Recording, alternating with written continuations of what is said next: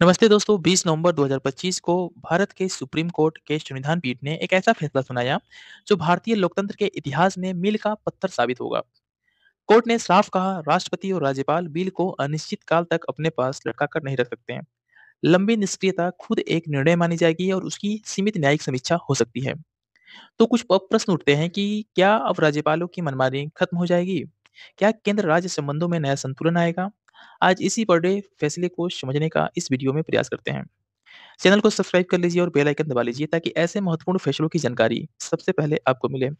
चलिए शुरू करते हैं। सुप्रीम कोर्ट की 5 जजों की संविधान पीठ, जिसमें chief justice DY Chandrachud, justice Hrishikesh Roy, justice BV Nagarathna, justice JP Pardiwala और जस्टिस मनोज मिश्रा थे, ने तमिलनाडु सरकार की याचिका पर यह फैसला सुनाया।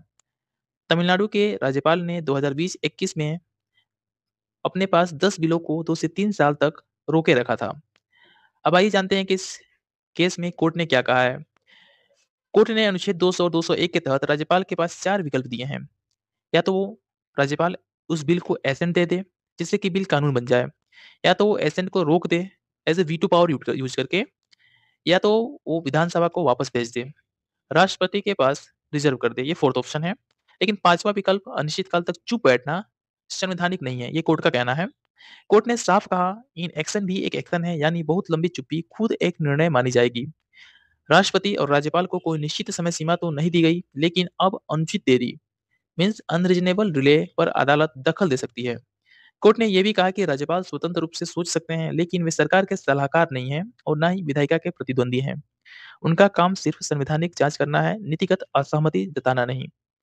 चीफ जस्टिस ने साफ शब्दों में कहा कि राज्यपाल का कार्यकारी प्रमुख होने के बावजूद विधायी प्रक्रिया में बाधक नहीं बनना चाहिए। अनिश्चितकाल तक बिल लटकाना संघीय ढांचे को नुकसान पहुंचाता है। कोर्ट ने यह भी स्पष्ट किया कि राज्यपाल बिल को दोबारा विधानसभा में भेज सकते हैं, लेकिन अगर विधानसभा दोबारा पास कर देती है, तो राज्यपाल के पास सिर्फ राष्ट्रपति को भेजने का विकल्प बचता है, या तो वे फिर उस बिल को एसेंट रोक नहीं सकते। ना ये फैसला क्यों ऐतिहासिक है और इसका क्या असर होगा, इस पे बात कर लेते हैं।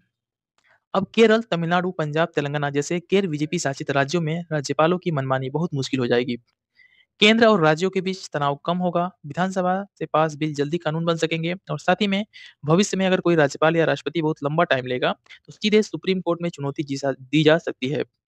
कोर्ट ने यह भी कहा कि जरूरी नहीं कि हर बार टाइमलाइन फिक्स की जाए, लेकिन अनुचित देरी पर अदालत हस्तक्षेप कर सकती है। दोस्तों, यह फैसला भारतीय संविधान के संघीय ढांचे और शक्ति प्रतिकरण के सिद्धांत को मजबूत करता है। यह साबित करता है कि कोई भी संवैधानिक पदधारक कानून से ऊपर नहीं है, ना राज्यपाल ना ही राष्ट्रपति। आपको यह फैसला कैसा लगा? क्या आपको लगता है कि अब राज्यपालों की मनमानी